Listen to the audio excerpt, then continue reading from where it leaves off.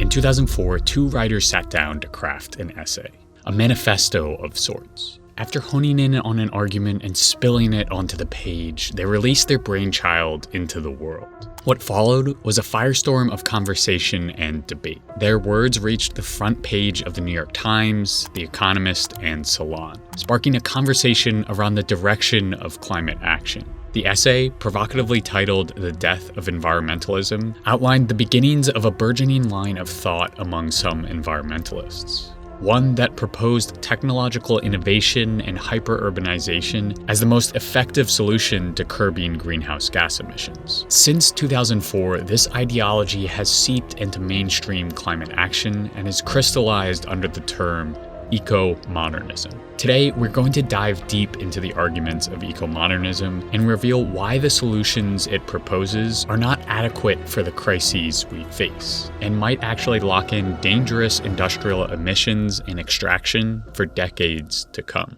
This video is sponsored by CuriosityStream, which now comes with Nebula for free when you sign up using the link in the description.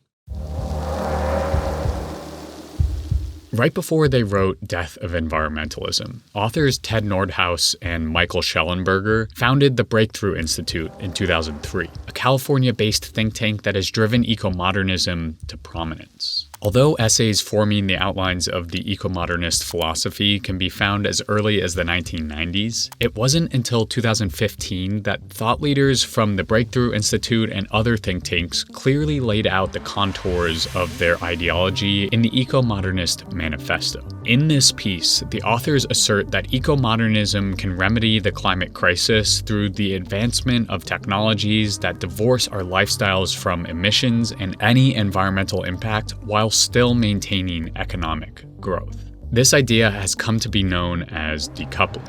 Decoupling not only in terms of using technologies like wind, solar, and nuclear to separate emissions output from economic growth, but also decoupling in terms of hyper-urbanization, megacities, and high-tech farming that create dense populations so that much of the Earth can turn back to so-called pristine wilderness. In their love of decoupling, eco-modernists valorize the supposed progress of modernization.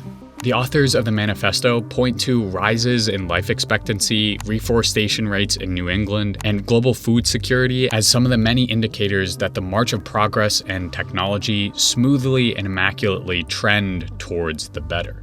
In the eyes of the eco-modernists, the solution to emissions is technological innovation built on free markets, which, if we look at the history of modernization theory, has always been neoliberal capitalism's answer to the threat of communism. As we'll soon see, however, eco-modernism is not only unfeasible, but also its philosophy is built on ahistorical and shaky foundations that reveal a reluctance to face the reality of a highly unequal and environmentally devastated world under capitalism. In the eyes of eco-modernists and modernization theory in general, the history of progress is a steady path, a rising tide of technology and increased well-being that lifts all ships. In their manifesto, the eco-modernist authors write that humanity has flourished over the past 2 centuries. Citing average life expectancy has increased from 30 to 70 years, civil liberties have expanded globally, and even women's liberation has taken root in many countries. According to modernists, these advancements didn't arise from revolutionary pressure from below, but instead from the introduction of new technologies that alleviated individuals from their hardships. It's a rose-tinted ahistorical vision that edits out the reality of abrupt revolutionary ruptures in history that actually caused change, and replaces them with an idea that the slow march of technology over the last 2 centuries has brought peace and prosperity to all. The unspoken subtext of this theory is that free market capitalism enables these advancements to flourish. But all is not as rosy as eco-modernism would like us to believe. As writer and farmer Chris Smage notes in a critique of eco-modernism, 200 years ago, the global population was around 1 billion. Today, it's 7 billion and counting, but 1 billion are clinically undernourished, as many as existed 200 years previously. Is that flourishing? He then goes on to point out that inequality is rarely mentioned in an eco-modernist world. Life expectancy may have risen, But if you dig into the data, most of that rise is due to the decrease in child and infant mortality. In addition, there are still vast differences in life expectancies even within the imperial core. In the US, the average life expectancy of one of the richest neighborhoods in Boston, Back Bay, is 91.9 years old. While 4 miles away in Roxbury, a predominantly poor neighborhood, life expectancy is 58.9 years old. Modernization has lifted some ships and left others to drown, because modernization, with its reliance on technological innovation and the relentless churn of capitalism, needs to push on the throats of the many in order for the few to enjoy the fruits of so-called progress. Our shirts are cheap because of certain technological advancements, yes.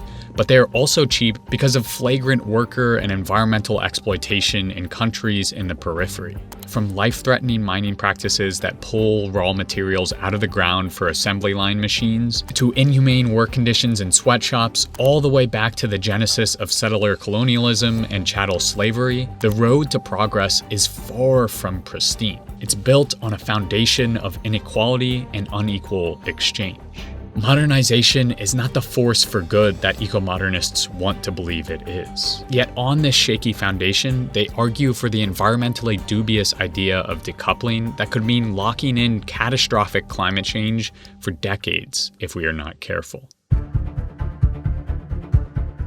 While eco-modernists praise the technological advancements of the last 2 centuries as saviors from the dark ages of primitivism, they also recognize the toll that mechanization, fossil fuels, synthetic fertilizers, and other inventions have had on the environment. The solution for an eco-modernist, however, is not to recognize the destructive underside of the march of technologies, consumption, capitalism, or intensification, but instead to do more of the same, but better. This is a fundamental tenet of eco-modernist thought.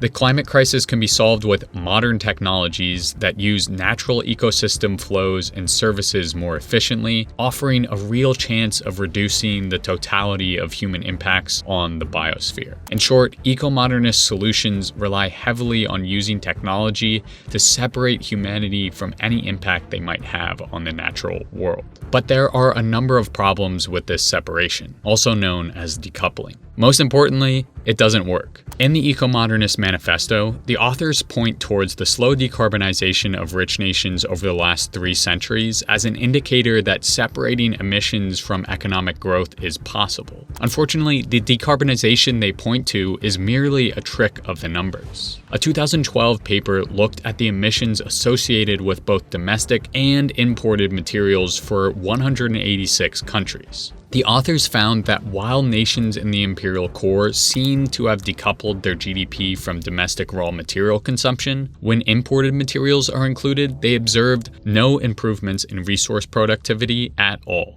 This means that the decarbonization that eco-modernists point to is just another product of unequal exchange. The imperial core are dumping their ecological burden on the periphery in the form of factories and extraction, and then claiming they're doing good. In addition, the technologies that eco-modernists propose as tools to achieve decoupling have still yet to be tested in the real world.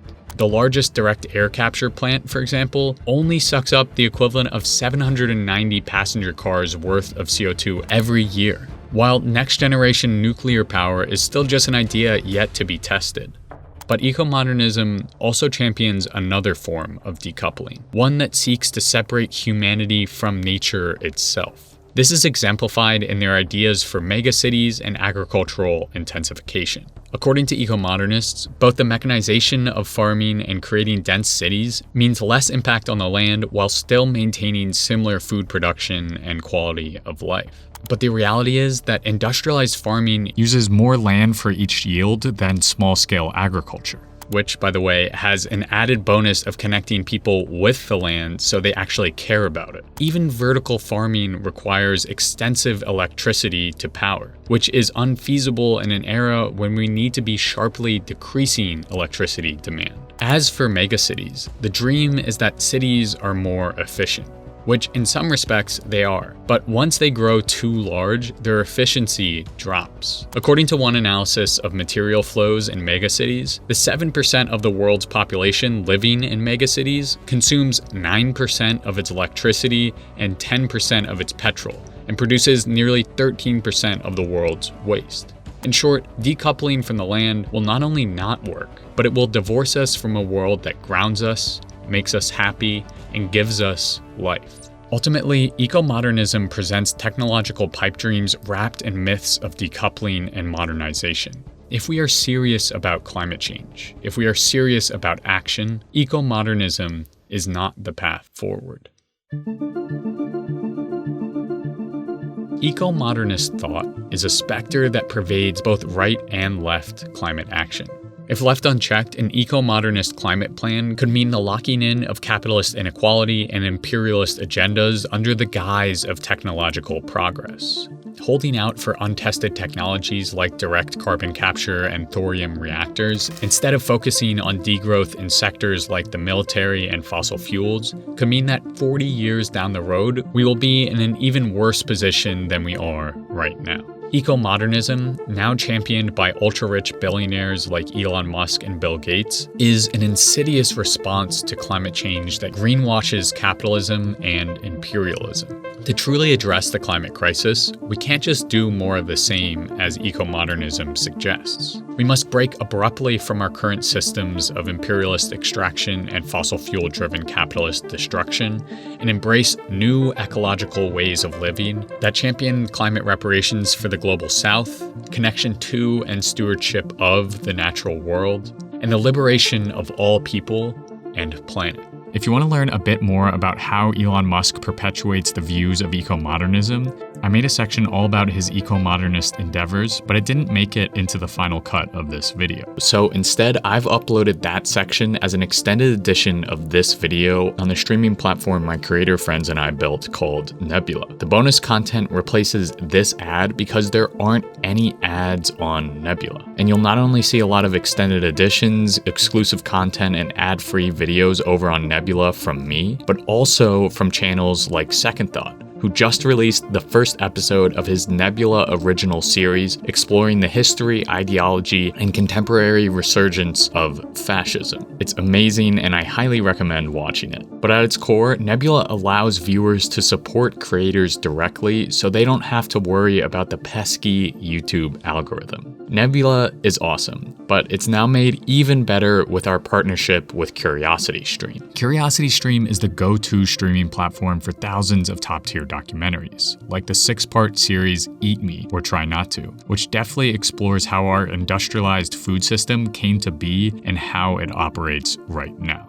And because CuriosityStream loves supporting educational creators, we worked out a deal where if you sign up with the link below, not only do you get access to CuriosityStream, but you'll also get Nebula for free. And this isn't a trial. You'll have Nebula as long as you're a CuriosityStream member. What's even better is that CuriosityStream is offering a special deal for my viewers until this Monday. 42% off their annual plan. That's a little under $1 a month for both CuriosityStream and Nebula. By signing up, you not only directly support our changing climate, but you gain access to thousands of documentaries and exclusive videos from your favorite creators. So if you want to support both Our Changing Climate and hundreds of other educational content creators, go to curiositystream.com/OCC or click the link in the description and sign up for CuriosityStream and Nebula for just $11.59 per year. That's 42% off. Thanks so much for watching all the way to the end. If you've already signed up for CuriosityStream, you can also support me by becoming an Our Changing Climate patron on Patreon. Just pledging $1 a month allows me the flexibility to keep making more videos like this. So thanks again for watching, and I'll see you in 2 weeks.